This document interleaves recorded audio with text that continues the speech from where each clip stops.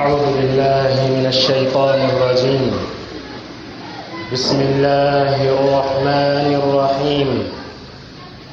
إن الحمد لله نحمده ونستعينه ونستغفره ونؤمن به ونتوكل عليه ونعوذ بالله تعالى من شرور أنفسنا ومن سيئات أعمالنا. من يهده الله فلا مضل له ومن يضلله فلن تجد له وليا مرشدا. أشهد أن لا إله إلا الله وحده لا شريك له وأشهد أن محمدا عبده ورسوله.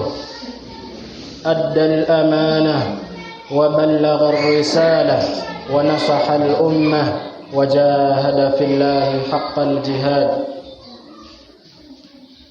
عباد الله الكرام، أوصيكم ونفسي بتقوى الله عز وجل.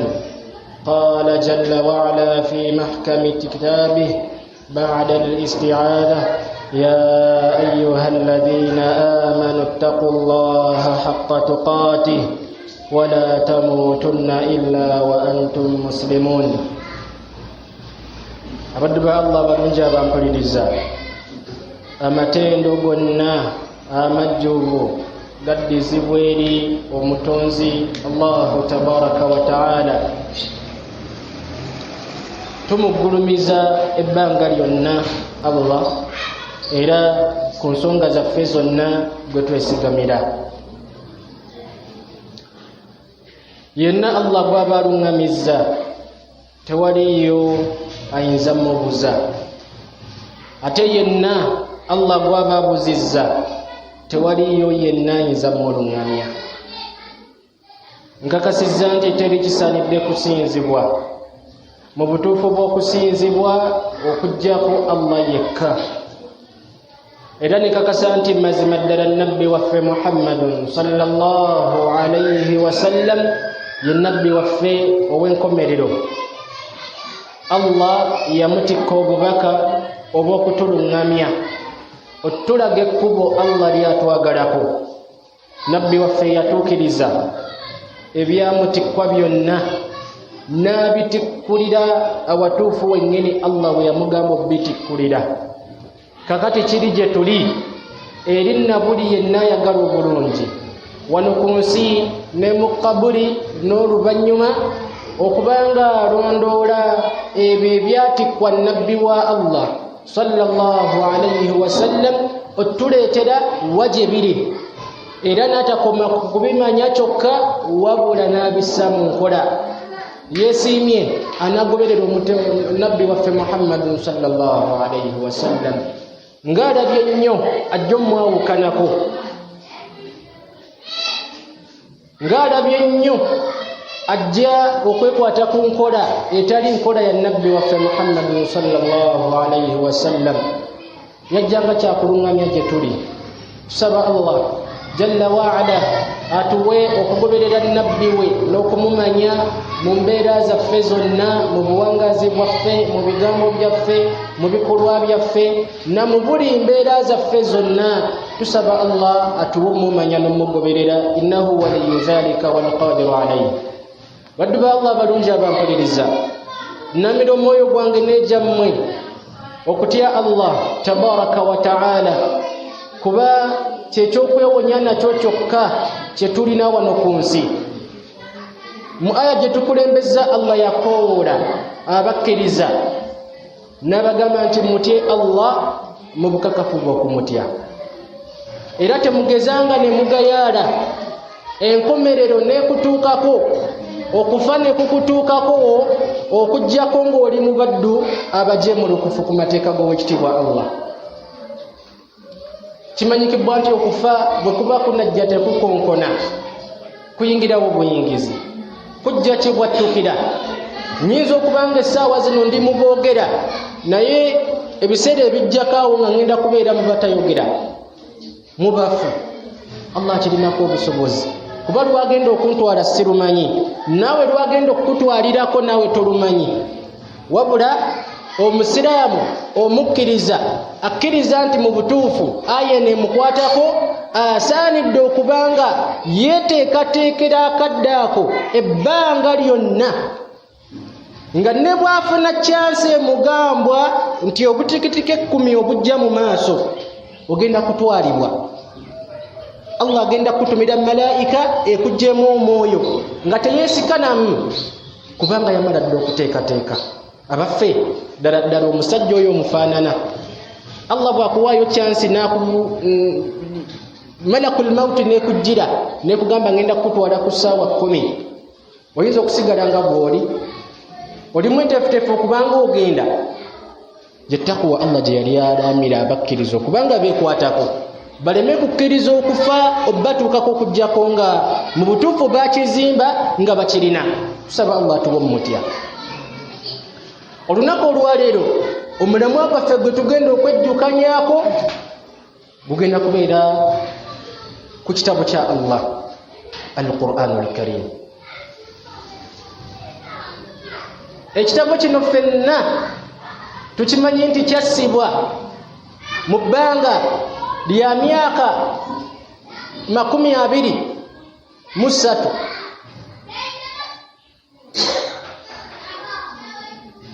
ng'omulamu omukulu ogukirimu okulungamya abakkiriza nga Allah bwe yagamba alif lam mim dhalika alkitabu la raiba fihi hudan lilmuttaqin, kyakulungama nakyo naye nga bani abalungama nakyo abakkiriza. Kino ekitabo kyaffe kyatujjira tuwangaale nakyo tubeere nakyo tukisenga kitundu ku bulamu bwaffe. Mu musannaf ogwa Ibn Abi Shayba yajja na hadithi eriko olujegere olutuufu mu njegere Imaamu Muslim zajja nazo mu kitabo kya Sahihu Muslim nga hadithi eva ku Abi Shuraih al-Khuzai radiyallahu anhu yagamba nti anna an-nabiyya sallallahu alayhi wa sallam qala abshiru alaysa tashhaduna an la ilaha illa Allah wa anni rasul Allah qalu bala قال فإن هذا القرآن سبب طرفه بيد الله وطرفه بأيديكم فتمسكوا به فإنكم لن تضلوا ولن تهلكوا بعده أبدا. يقام أنت النبي والله يقام تمزم الدرجة نجتبو تنوشتوين يقام بالصحابة أبشروا مسنوكي mujaguze yabagambe ekigambo eky'emirundi ebiri. Oluvannyuma n'ababuuza nti abange mmwe temuli mu bakakasa nti nno mazima ddala teri katonda asaanidde okusinzibwa okuggyako Allah yekka? Ne bamugamba ye tukikakasa. N'ababuuza nti abaffe temulimu abo abakakasa nti nze ndi nabbi wa Allah? Ne bamugamba ye tukakasa nti ggwe oli nabbi wa Allah. Nabagamba fa inna hadha alquran sababun, mazima ddala ekitabo kino Qur'ani kye mulaba bye tusoma bino muguwa tarafuhu biyadillah, omuguwa gubaako enkomerero bbiri, ekisooka n'ekisembayo. Enkomerero emu ku nkomerero ebbiri ku muguwa guli mu mikono gya Allah. Ndene enkomerero ey'okubiri ku go oba sayidi ey'okubiri eri mu mikono gyammwe mu abantu ebitonde omwassibwa Qur'ani.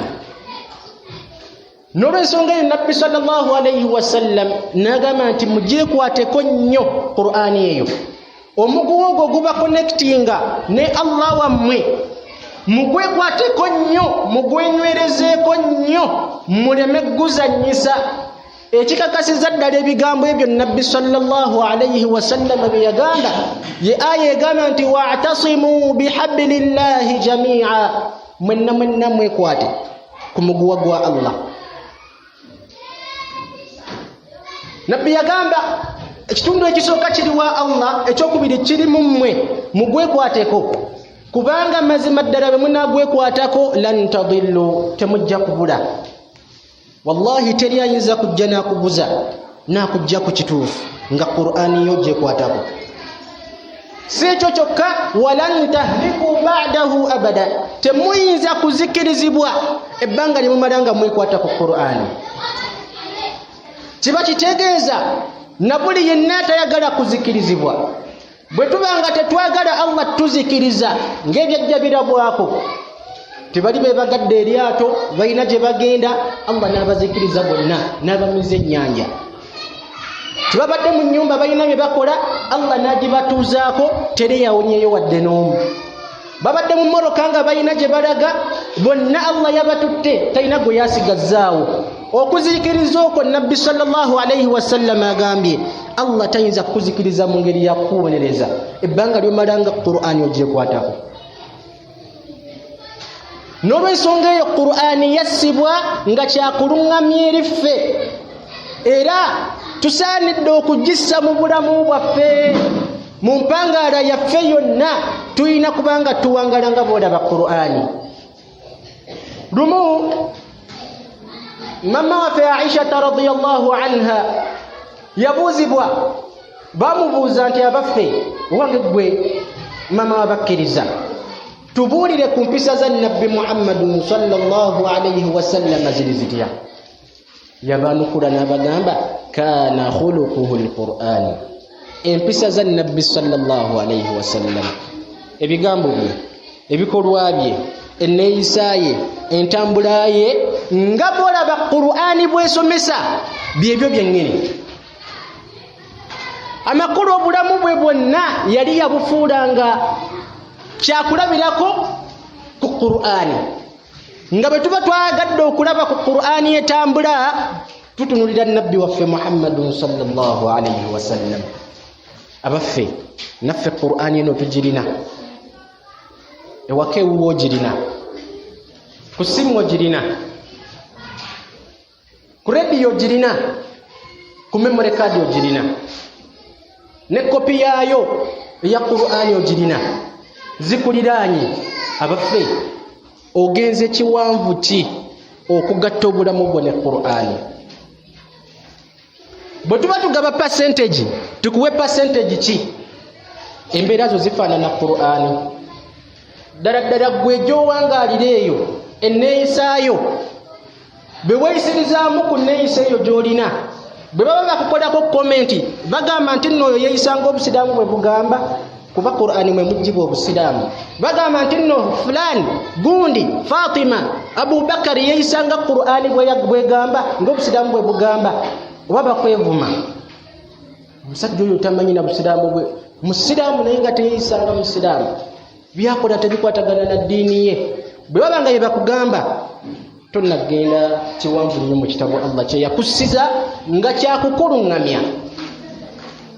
Ekitabo kya Allah tukitegeere, kibeere kimu ku bulamu bwaffe, nga bwe tukola programs ez'enjawulo mu bulamu bwaffe. Nokola program ku kuzimbako amaka go gajja kubeera gatya, ezzadde Allah lyakuwadde linaasoma litya, essente ogenda zifuna otya, mulimu ki gwe weetereddewo kubanga ojjamu 10, ne Qur'ani gigatte mu programs zo, tuleme gisenguka. Bwe twebuuza ekibuuzo essaawa zino nti abaffe ng'otya Allah, diri waasembyeyo okukwata ku Qur'ani nti ogisoma. Tuve kwene ey'omuswala gye tusoma nga tugijja ku mwoyo, okukwata kopi ya Qur'ani bw'oti ng'ogisoma. Wakoma gisoma ddi? Wagisomyeko kumakya? Suratul Kahfi wagikutteko? Wagisomyeko wiiki eno emirundi emeka? Oba tujja kubeera mu abo Nabbi sallallahu alayhi wasallam bagenda okuwaako obujulizi ku lunaku olw'enkomerero, nga Allah bwe yagamba nti waqala ar-rasulu ya rabbi inna qawmi ittakhadhu hadha al-qur'ana mahjura. Nabbi ajja kugamba ku lunaku olwo nti owange gwe mulezi wange Allah, mazima ddala ekibiina kyange Qur'ani bagisenguka. Oli mu basenguka Qur'ani oba oli mu bagisoma? Kuba okusoma Qur'ani oba enkwataganayo ne Qur'ani ejjira mu bintu bisatu. Ekisookera ddala okugisoma kwennyini. Abaffe mu lunaku ogisomamu emirundi emeka? Ddala wagisembezanga mukwano gwo nga bw'otasobola kuyisaawo olunaku nga tokubidde enfanfeewo bwe kiri era ku Qur'ani nti ofunayo obudde mu lunaku nti buno bwona buwa Qur'ani sigivaako oba twagireka. Yenkwatagana esooka okusoma kwaffe Qur'ani. Era mu ngeri y'emu omuntu bw'abanga tannaba kubanga ayiga okugisoma bw'omu asaanidde okussaawo amakubo ku kufuna ani anaamuyambako gisoma. N'obutaleetera abo abamuli mu buyinza obuzibu okubanga babufuna nti nabo tebajja kusobola gisoma. Ng'ezzadde Allah lye yakuwa lisizeewo amakubo mwe bajja okuyigira Qur'ani ekitabo kya Allah baleme kisenguka mu bulamu bwabwe.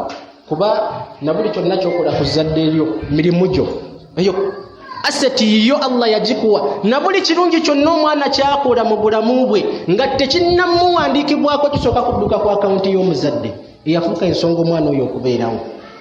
Kati muteeketeeke naawe seewo enkolagana ne Qur'ani ku mutendera ogusooka ogw'okubanga ogisoma. Ekibuuzo ekyo kyebuuze nkyereseemu naawe nkikuleseemu. Ekyokubiri okufumintiriza ku makulu agali mu aya za Qur'ani.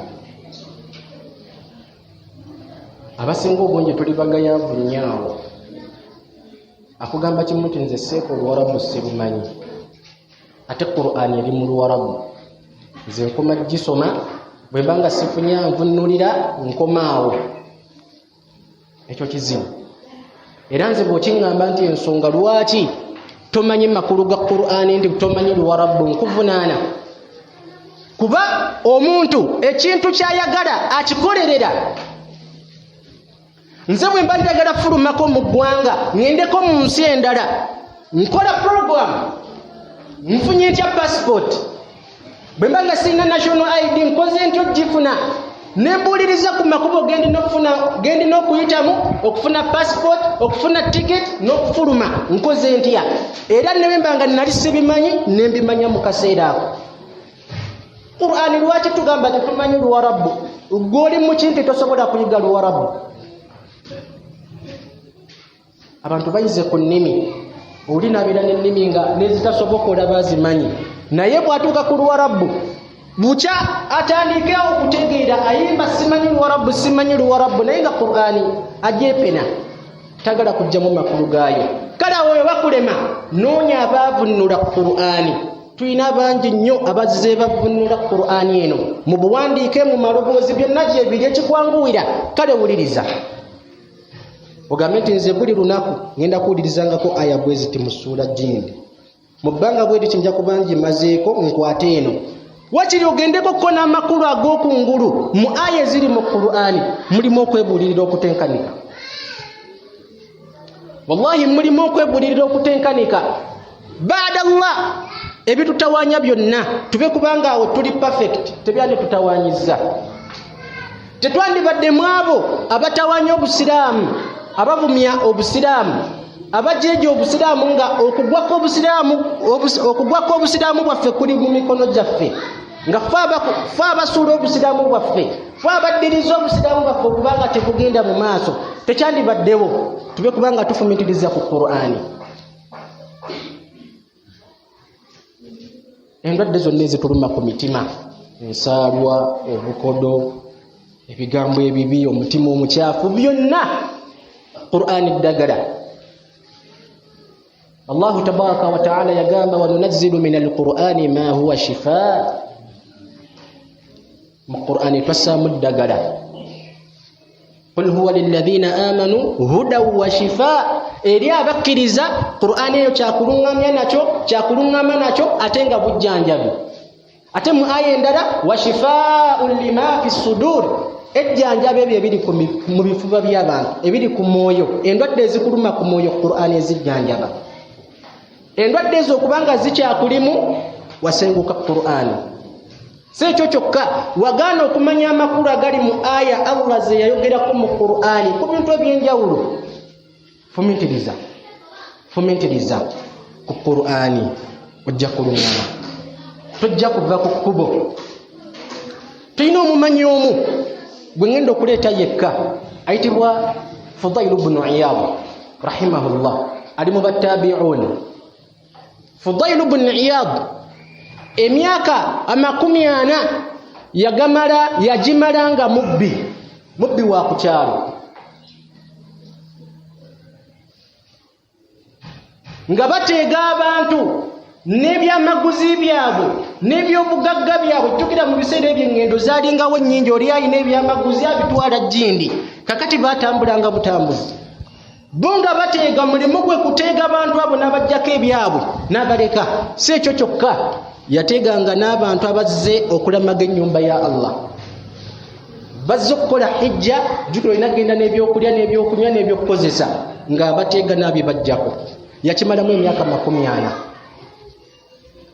Emyaka 40 nga kyakola. N'obunonefu obulala bwe yali alina bwe bayogerako, bw'osoma ekitabo Siyaru A'lami Nubala oyinza okunnyonnyoka mu nsonga eyo. Bwe yali akola tarjama ku Al-Fudail ibn Iyad, Imaamu Dhahabi. Era mu bibi Fudail bwe yali akola mwalimu n'okubanga sikaati yali temuyita mu maaso.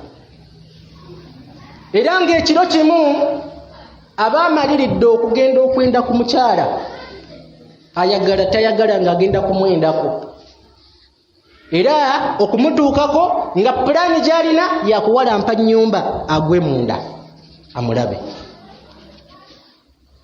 Aba awalampa ennyumba n'awulira nga waliwo asoma Qur'ani, suratu Hadid, natuka ku aya ya Allah egamba alam ya'ni lilladhina amanu an takhsha'a qulubuhum li dhikri llahi wa ma nazala min alhaq. Abaffe tekimala eri abo bonna abakkiriza okubanga emitima gyabwe gitya ku lw'okujjukira Allah n'okujjukira ebyo Allah bye yassa mu mazima nga ye Qur'ani. Aya yamutuuka wala, oluvannyuma lw'ogifumiitirizaako nagamba bala ya Allah, nzikiriza okukyuka kubanga gwemerezi wa Allah. Okuva kwolwo ne yeeyama n'akola endagaano ne Allah n'agamba ya Allah, obwononefu bwe mbaddemu buno, kye ŋŋenda okukola kiri kimu, ŋŋenda kusenguka nve wano ku kyalo ewaffe ŋŋende Makka, obulamu bwange gye ŋŋenda obumalira nga nkusinza. Gye buli eno tolina kitabo kya fiqhu ky'onaabikkula, ekitabo kya tafsiri ky'onoobikkula, ekitabo kya hadithi ky'onoobikkula, okuggyako ng'omusajja oyo omusangamu ku bukenkufu bwe yafuna oluvannyuma lw'okubanga Qur'ani yavaako okuluŋŋamako. Yafuuka mumanyi munene nnyo, era muba munene mu battabi'uuna abajja oluvannyuma lw'abasahaba, mu banene aboogerwako mwali Al-Fudail ibn Iyad. Naye ng'entandikwa ye tugirabye, okuluŋŋama kwe kwava kuki? Ku kufumiitiriza Qur'ani. Kakati ebyo byonna onoobituukako otyanga gwe toyagala na kumanya makulu gabiri mu gwe okoma kugisoma oba weefiiriza bingi. N'emigaso egiri mu kusoma Qur'ani tojja gifuna kubanga weefiiriza bingi. Ekyo kyakubiri. Ekyokusatu, ogikolerako. Qur'ani yassibwa nga mulimu amateeka Allah gatugamba nga tulina gassa mu nkola. Onogamanya otya nga tuyagala kusoma Qur'ani, tuyagala kuwuliriza bagisomesa, tuyagala na kusemberera bikwatagana na Qur'ani, oli bizo ensi yakutwala, onoobitegeera otya? Qur'ani yassibwa okubanga tugikolerako. Ekiragiro Allah kye yatulagira okukijja mu Qur'ani tukisse mu nkola. Kyonna Allah kye yatuziiza okukola okukijjayo eyo tukigaane. Nga bw'okiraba okisiibulira ewala nnyo, twegana kisemberera. Lwaki? Wasoma Qur'ani n'okizuula nti Qur'ani yakigaana. Naye obulwadde bwe tulina tetugezezzaako okusoma Qur'ani oba oli awo. Kale n'okumanya amakulu gaayo tugezezzaako, naye bwe kituuka ku kubanga tugissa mu nkola tugwa nnyo ebigo. hatta n'abatali basiraamu ne batwewuunya kuba balina akatono ke bamanyiiko ku busiraamu naye agenda okwetegereza omusiraamu nga talinaako wadde kaafaanana ate ng'abantu abo bunanyizibwa baffe bakuwula okudda eri obusiraamu tebalina budde busoma Qur'an olaba abasiraamu yabalema kati bo tebalina budde basoma hadith tebalina budde busoma ku bikwatagana ku busiraamu okujjako bye baba baagadde naye basoma ggwe batunuulira Muhammad ne Isaaye batumulira Sumayya ne Isaaye ne bagamba nti Neisa eyo y'ensiraamu kuba Sumayya kuba Muhammad ajeeyisirizaamu musiraamu Qur'an tetugireka kubanga tugisoma kokka oba oli n'okumanya amakulu gaayo wabula tuzizeeko n'okubanga tugissa mu nkola. Al-Hasan al-Basri rahimahullah yagamba unzila hadha al-Qur'an liyu'mala bih fattakhadha an-nasu qira'atuhu 'amala. Eno Qur'ani omugaso gw'okuntikko ogwagisisa okubanga ekolerwako okubanga abantu bagikolerako naye ekyewunyisa abantu batwala ogisomanga okugisoma kyokka nga kwe kugikolerako tugikomya wano ku nnimi kugisoma ne bagamba gundi asoma Qur'ani gundi yagimalako naye bwe bituuka kugikolerako nga tomulabamu wadde n'akapeke akaweke aka Qur'ani kale ng'omulabamu naye nga tebimala ng'ayina kwongezaako kakati gye mitendera esatu tusaanidde okubanga tugitunuulira nga tugigattaganya n'enkwatagana yaffe n'ekitabo kya Allah al-Qur'anu al-Karim.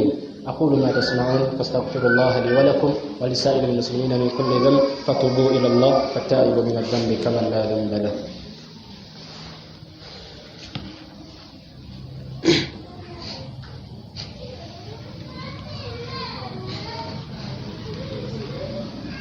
الحمد لله والصلاة والسلام على من أرسل رحمة للعالمين وعلى آله وأصحابه أجمعين أما بعد. Zidamana tukutenda omutonzi Allah n'okusalira ku mutanda waffe Nabi Muhammad sallallahu alayhi wa sallam. Zidamana tukulamira omwoyo gwange n'ejjammwe okutya Allah era ne mbalamira mulundi omulala okubanga tussaawo enkolagana wakati waffe ne Qur'an. Weebuuze ekibuuzo kino nkyebuuze bwe wajjayo omuntu n'agamba nti nabuli yenna agenda okunzigira ng'asobola okusoma Qur'ani buli nnyukuta gy'asoma ngimuwaako nnusu 10. Oyinza okusigala nga bwe weeyisiriza ku Qur'ani essaawa zino oba ogenda ku ssaawa amakubo wakiri nga mu lunaku olwana nnyo okusomayo ennyukuta wakiri 1,000 ofuneyo ku ssente osobole okuwangaalirako. Bwe kijja mu kkubo eryo nti waliwo okusasula okwakagwirawo oyinza okwesanga nga tuyinza okubibuukira bubuukizi tubanja bubanja seeka jjadde tumusomeremu kuba waliwo akasente naye tukajjewo akasente era tusigala tukyagibanja. Ekyo kimu. Ekyokubiri njagala weebuuza ekibuuzo ddala Allah bw'ali bwakututte eno Qur'ani naakuwaako obujulizi ki mu maaso ga Allah? Enaakuwaako obujulizi ki mu maaso ga Allah? Bujja kubeera bulungi oba bujja kubeera bubi? Gwe weemanyi ne Allah wo. Weebuuza ekibuuzo ekyo weeyanukule. Wa illa Qur'ani tugyetaaga nnyo mu bulamu bwaffe yamigaso mingi nnyo. Nabbi sallallahu alayhi wa sallam mujjo yagamba mu hadithi ya Abi Umama al-Bahili Nabbi sallallahu alayhi wa sallam yagamba iqra'u al-Qur'ana fa innahu ya'ti yawm al-qiyamati shafi'an li ashabihi. Abange musome nnyo Qur'ani kuba igenda kujja ku lunaku olw'enkomerero ng'ewolereza yali agisoma. Olunaku olugenda kubeera luzibu nnyo. Ogenda kunoonya akuwolereza nga wallahi tomulaba. Omwana ojja kutunula ku taata akudduke. Taata ojja kutunula ku mwana akudduke. Omusajja otunule ku mukyalawo akudduke. Oba omudduke n'omukyala atunule ku bbaawe, either bbaawe amudduke oba omukyala adduke bbaawe. Nga Allah bwe yagamba nti yawma yafirru al-mar'u min akhihi wa ummihi wa abihi wa sahibatihi wa banihi. Ogenda kubadduka lwaki obujulizi bwe bagenda okuwaako bubi bukukubya emiggo ewa Allah bwe babanga bazze nga babukuwaako, naye bw'onosoma Qur'ani egenda kujjanga ekuwolereza. Butyanga ekiri okuwolereza bigambo bya Allah, kitabo kya Allah, automatically Allah aba agenda kuwuliriza, okuwolereza okakuwe Qur'ani kyegamba. Ekyo kimu. Ekyokubiri, twagala nnyo empeera. Tuli babi nnyo mu mpeera. Ogenda okugeraageranya mu lunaku ebirungi by'okoze n'ebibi ng'ebibi bingi biyitirivu. Tusome Qur'ani. Nabbi waffe Muhammadun sallallahu alayhi wa sallam yagamba, man qara'a harfan min kitabillah falahu bihi hasana wal hasanatu bi'ashri amthaliha la aqulu alif lam mim harfun walakin alifun harfun wa lamun harfun wa mimun harf. Yagamba nti nabuli yenna asoma ennyukuta emu yokka bw'eti mu Qur'ani agirinako empeera, ate empeera ekubisibwamu emirundi 10. Nagamba nti sigamba nti bw'osoma alif lam mim teyennyukuta emu, nedda, wabula alifu yokka nnyukuta emu times 10, lam nnyukuta ndala times 10, ne mim nayo nnyukuta ndala times 10. Kiba kitegeeza bw'osoma ekyo kyokka oyina empeera zo 30 gatudde. Butya bw'osoma suratul Fatiha, butya bw'osoma empapula 2, butya bw'osoma empapula 5, butya bw'osoma juzu emu, juzu 5, juzu 20, mpega mmeka zonna ofuna. Tukigayaliridde, oluvannyuma tujja kudda mu nsonda tugambe nti okuyingira ejjana kizibu. Kizibu kityanga ebintu biri awo bituli kumpi. Nabbi yagamba nti mwenna mujja kuyingira ejjana okujjako alibaagaanye. Kati bw'ojja kubeera mu baagaana okusoma Qur'ani okuyingiwaza empeera zo. Qur'ani tugyegendereze, Allah asobola okukkakkanya naye ng'ensonga enkulu Qur'ani. Mu hadithi ya Umar ibn al-Khattab eri mu sahihu Muslim yagamba nti inna Allaha yarfa'u bihadha al-kitabi aqwaman wa yada'u bihi akharin. Mazima ddala Allah awanika amadaala ng'akozesa Qur'ani eno ekibinja ky'abantu, ate abalala n'abakkakkanya n'abasiza ddala wansi n'abassa mu ddaala ery'okutyoboolwa lwa Qur'ani. Tya nnyo okubeera ne Qur'ani, tya nnyo okuliraanwa Qur'ani, naye nga wallahi tolina budde bwayo. Eyinza okukuviirako obuzibu, eyinza okukuviirako okufaafaagana mu bulamu bwo bwonna, kuba kyabwatteeka ku ggwe okubanga omanya ekitabo kya Allah Qur'ani, kuba mwe muli amateeka ge gonna. Katada yagamba nti nabuli yenna atuula ng'asoma Qur'ani ku bibiri avaawo na kimu, either avaawo nga ayongezebwa ku madaala oba nga akakkanyizibwa mu madaala. Wenoonye n'ekisemberayo ddala erifa abatayagala kusoma Qur'ani nga tuli bagayaabo ku yo.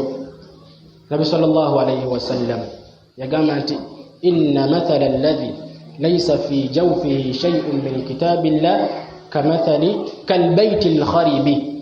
Mazima ddala inna alladhi laysa fi jawfihi alquran mathalu aw mithlu bayti alkharibi. Mazima ddala omufaano gwoyo atalinaako mu kifuba kye ekigero kya Qur'ani kyalina alinga nga bwolaba ekifulukwa, alinga nga bwolaba ekifulukwa. Tuleme kufuuka bifulukwa, tufuneyo obudde nga bwe tufuna obudde ne tunoonya ekyemisana n'ekyeggulo, nga bwe tufuna obudde ne tunoonya ssente ezigenda otuzimbira amayumba ge tusulamu. Tufuneyo ne Qur'ani obudde, tuleme gisenguka, kubanga bwe tunaagisenguka ebinaddirira tetujja kubisanyukira.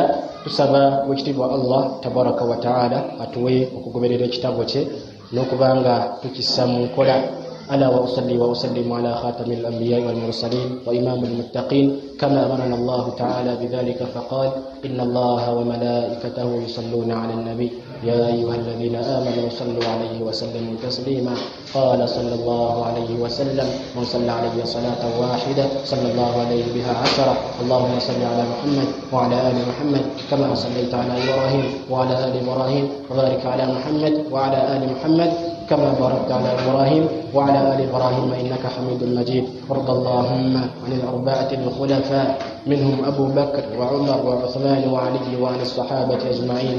اللهم أعز الإسلام والمسلمين وأذل الشرك والمشركين ودمر أعداءك أعداء الدين. اللهم اجعل القرآن العظيم ربيع قلوبنا ونور صدورنا وذهاب همومنا وغمومنا وجلاء أحزاننا يا رب العالمين. ربنا آتنا في الدنيا حسنة وفي الآخرة حسنة وقنا عذاب النار. وصل اللهم على خير خلقه محمد وعلى آله وأصحابه وسلم والحمد لله رب العالمين.